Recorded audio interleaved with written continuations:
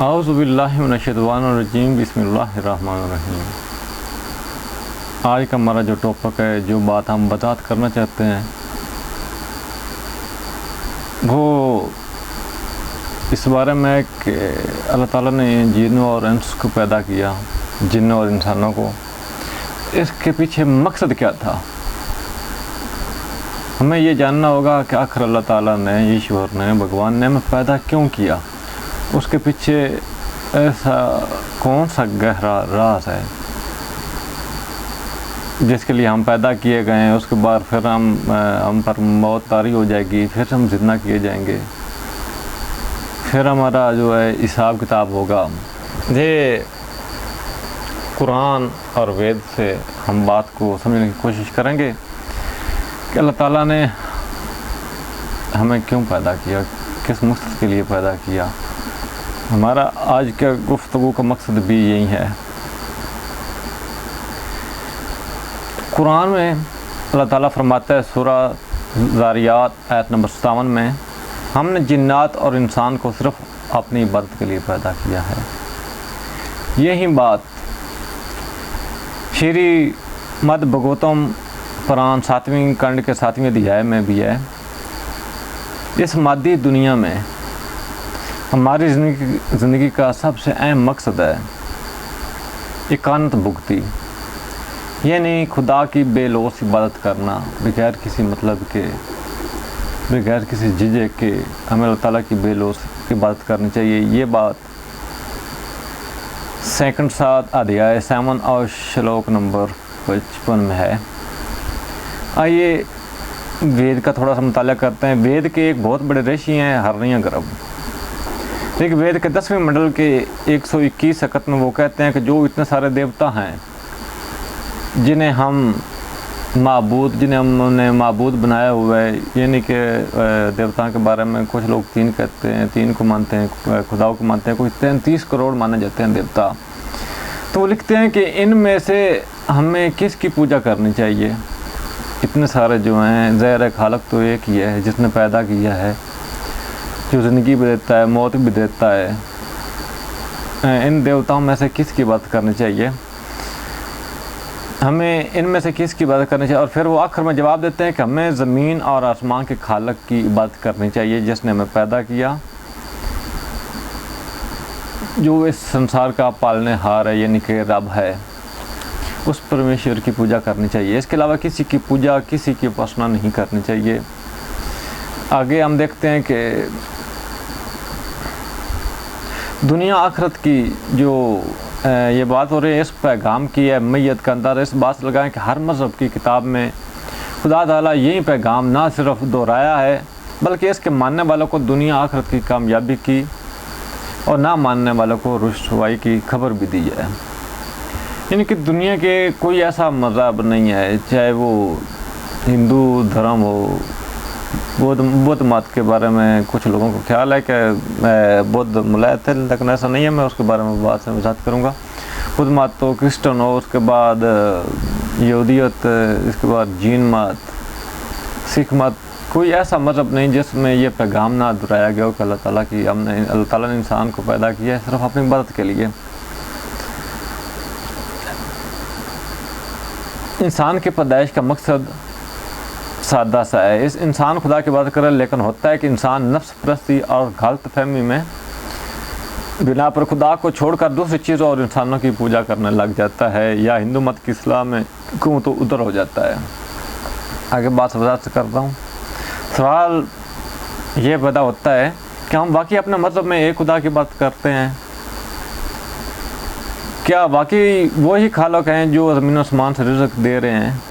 کیونکہ مقصد تو یہی ہے کہ ہم ایک ہی اصل خدا کی بات کریں، ورنہ یہ سب کچھ پوجا پاٹ نماز بیکار ہے اگر خدا کے علاوہ کسی اور کے لیے یہ سب کریں گے۔ تو بات یہی ہوتی ہے، اگر کچھ شرک کرتا ہے، اللہ تعالیٰ کے ساتھ دوسروں کو شریک کرتا ہے، وہ نماز پڑھتا ہے، چاہے وہ حج عمرے کیوں نہ کر لے، سینکڑوں ہر سال وہ کر لے، قربانیاں کرے، زکوٰۃ دے، لیکن اس کی کوئی بھی عمل اللہ تعالیٰ کو پسند نہیں ہوگا جب تک وہ شرک سے توبہ نہ کرے گا۔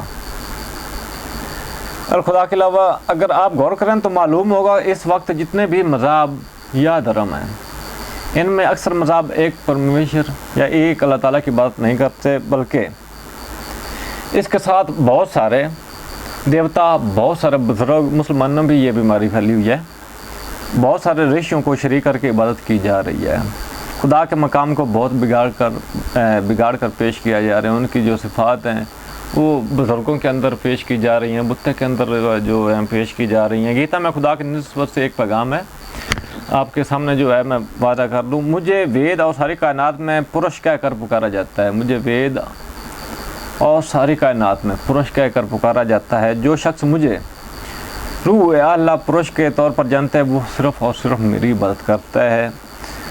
بھگوت گیتا ادھیائے 51 شلوک نمبر 18 تا 19 میں۔ ایک اور بات، آپ اگر دیکھیں انڈیا پاکستان میں، خاص کر کے انڈیا میں پاکستانی لوگ جانتے ہیں، آپ دیکھیں کہ شری کرشن کی جو ہے وہ پوجا کی جا رہی ہے، شری رام جی کی پوجا ہو رہی ہے، گنیش کی پوجا ہو رہی ہے، ہنومان کی پوجا ہو رہی ہے، درگاہ کی پوجا ہو رہی ہے، یہ پاکستان میں بھی ہو رہی ہے، انڈیا میں بھی ہو رہی ہے، درگاہوں درباروں پہ جو ہے پوجا کی جا رہی ہے، دیوی کی پوجا ہوتی ہے۔ یعنی کہ مقصد یہ ہے کہ مخلوق کو ایشور مان کر اس کی پوجا ہو رہی ہے، یہ اللہ تعالیٰ کی جو مخلوقات ہیں اس کو غیر پوجا اس کی ہوتی ہے، اس کی کرتے ہیں جب اس پہ یہ ماننا جاتا ہے یہ ایشور کے ساتھ شریک ہے، خواہ وہ انسان ہو یا جانور، چاند ستارے ہوں یا سورج ستارے ہوں، ہر ایک شے میں جو ایشور کی تسلیم کی جاتی ہے۔ یہ عمل نہ صرف ایشور کے حقوق کے خلاف ہے بلکہ قدیم رشیوں کی اصل تعلیمات کے بھی خلاف ہے، جو رشیوں نے تعلیمات ابتداء میں پھیلائی تھی۔ آگے دیکھتے ہیں کہ وید، اس بارے میں رہنمائی وید کی کیا ہے۔ پہلے جو ہم نے بھگوت گیتا کا جو ہم نے حوالہ دیا، آئیے اب وید کو جو الہامی کتاب کہا جاتا ہے اور مانا جاتا ہے کہ یہ سب سے پہلے قدیمی جو مذاہب ہیں ان کے یہ صائف ہیں۔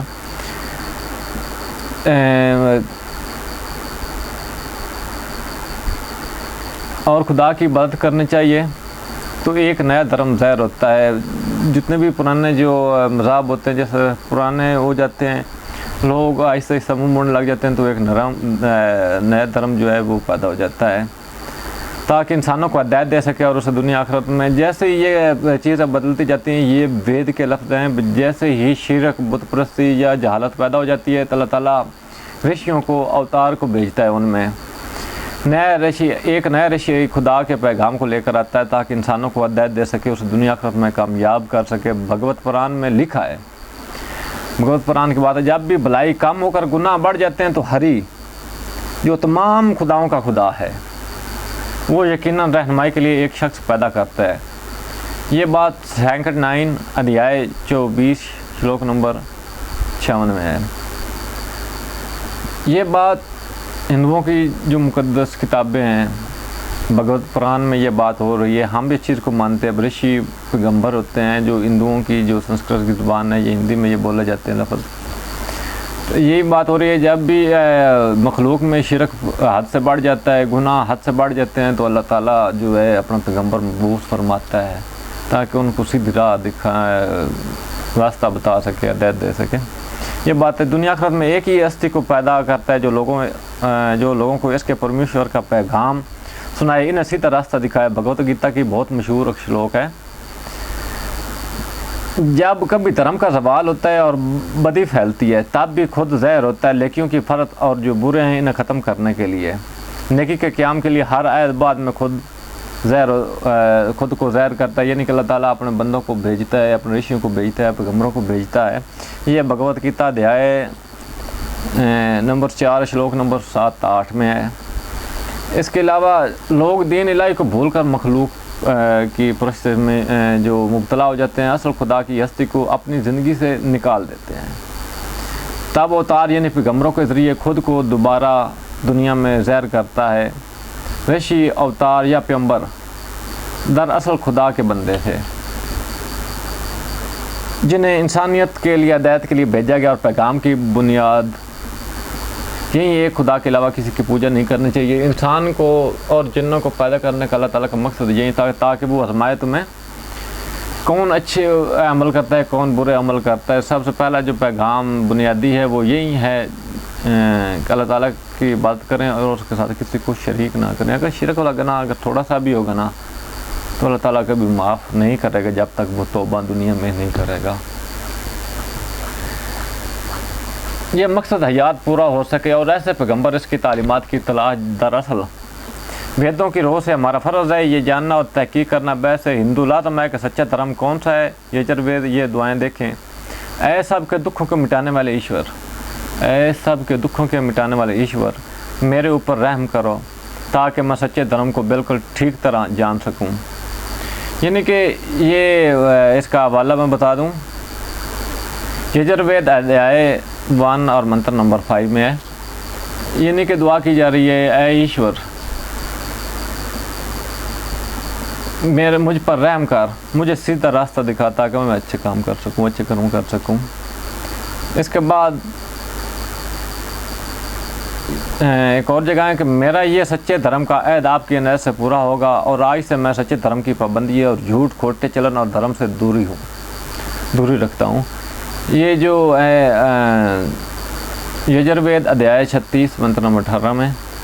اس کے بعد بار بار اوتار آنے کا مقصد بھی یہی تھا کہ بار بار جو ہم پیغمبر آتے رہے، ان کا مقصد بھی یہی تھا کہ انسان مخلوق کو چھوڑ کر صرف ایک اللہ کی عبادت کرنے میں لگ جائے۔ یہ وضاحت بھی وید اور گیتا میں بھی کر دی گئی۔ جب بھی دھرم پر سوال آتا ہے تو خدا کی جانب سے نیکی راہ بھی سامنے آ جاتی ہے۔ اب یہ میرا اور آپ کا فرض بنتا ہے کہ اس راہ کو قبول کریں، اپنے تعصبات اور چھوڑ کر خدا کا جو سیدھا راستہ ہے، جو سچا دین ہے، اس کے اوپر چلیں اور اللہ تعالیٰ کی بندگی عبادت کریں، اس کے ساتھ کسی کو شریک نہ ٹھہرائیں۔ آئیں جو آپ کے اور ہمارے پیغمبر منو یعنی نوح علیہ السلام کا دھرم ہے۔ رگ وید میں یہی دعا کی گئی ہے کہ ہمیں مہنو کے راستے پر قائم رکھے۔ یعنی کہ یہ ہندو جو پہلے امت نوح علیہ السلام کی تھی، یعنی کہ یہ دعا ہے کہ اے ایشور تم ہمیں حفاظت میں رکھو اور ہمارے لیے کچھ بولو، ہمیں منو کے راستے سے نہ ہٹانا، یعنی کہ نوح علیہ السلام کے راستے سے نہ ہٹانا جو وہ توحید کی بات کر رہے تھے، جو کہ پہلا انسان اور تمام انسانوں کا باپ تھا۔ رگ وید منڈل 8 سکر نمبر 30 میں یہ بات جو ہے وضاحت کی گئی ہے۔ یہ بات قرآن میں بھی ہے، قرآن میں بھی کئی جگہ پر ہے کہ ہم نے انسانوں اور جنوں کو پیدا کیا صرف اور صرف اپنی عبادت کے لیے۔ اور میں اس بات سے وضاحت کرتا ہوں کہ میں نے قرآن کا حوالہ صرف ایک جگہ ہی دیا ہے کہ سورۃ الذاریات میں نے صرف ایک ہی حوالہ قرآن کا پیش کیا ہے کہ اللہ تعالیٰ کا فرمانا ہے کہ میں نے انسانوں اور جنوں کو پیدا کیا ہے صرف اپنی عبادت کے لیے۔ میں نے حوالہ صرف ایک اس لیے دے، میرے پاس ہزاروں سینکڑوں حوالے ہیں جو میں آپ کے سامنے بیان کر سکتا ہوں، لیکن میرا مقصد تھا آپ کی اپنی جو کتابیں ہیں ان کے ذریعے میں آپ کو سمجھا سکوں۔ یہ بات ہندوؤں سکھوں سے میں بیان کر رہا ہوں اور ان کو دعوت دیتا ہوں اسلام کی کہ آئیں سچے مذہب کی طرف، سچے دین کی طرف۔ وہ ایک وقت تھا جب صحیفے نازل ہوئے، ان میں اگر آپ پڑھیں گے تو میں یہ سب پہلے بھی وضاحت کر چکا ہوں، میرے پہلے والی ویڈیو دیکھ سکتے ہیں کہ بت پرستی جو ہے وہ غلط ہے۔ میر کرسی یا کہنا کہ ہر چیز ہی خدا کی ہے، یعنی کہ میر کرسی وغیرہ جو چیزوں ہاتھوں سے بنائی گئی ہیں سموتی ہر چیز، لیکن مسلمان اور ہندو میں یہی فرق ہے۔ ہندو کہتے ہیں ہر چیز خدا ہے، ہم کہتے ہیں نہیں، ہر چیز خدا کی ہے۔ یہ کا کی کا فرق ہے کہ آپ کو چاہیے اللہ تعالیٰ آپ کو اور مجھے بھی ہدایت دے، آپ کو چاہیے کہ اپنی جو بھگوت گیتا ہے، اس کے بعد رگ وید ہے یعنی کہ جو تفسیر ہے، اپنشد ہے، آپ کو غور سے ان کو پڑھنا چاہیے اور ان میں جاننا چاہیے کہ ایشور کا آخر پیغام کیا ہے، ایک مقصد کیا ہے۔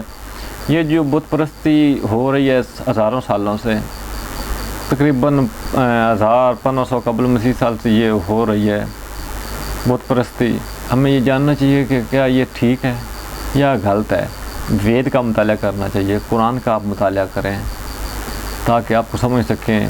کل قیامت کے دن آپ کو وقت نہیں ملے گا، اس دن قرآن میں ایک اللہ تعالیٰ فرماتا ہے کہ اس دن لوگ کہیں گے جب پکڑ لیے جائیں گے کہ ہمیں دوبارہ دنیا میں بھیجو تاکہ ہم اچھے نیک عمل کر سکیں، لیکن دوبارہ مہلت نہیں دی جائے گی۔ آج آپ کے پاس، ہمارے پاس وقت ہے تاکہ ہم سچے دین کو پہچانیں، تاکہ ہم دنیا اور آخرت میں کامیاب ہو سکیں۔ اور میں تمام ہندو بھائیوں کو، سکھوں کو، کرسچنوں کو، میں سب کو دعوت دیتا ہوں اسلام کی، سچے دین کی، تاکہ آپ لوگ بھی کامیاب ہو سکیں اور مجھے بھی اس کا اجر مل سکے۔ اللہ تعالیٰ مجھے اور آپ کو ہدایت دے۔ اور اس کے بعد ایک اور سوال آتا ہے کہ ایک بھائی نے جو لکھا ہے وہ ایک وظیفہ چاہیے وہ کسی کے لیے، میں سمجھتا ہوں کہ وہ بتا دوں اس میں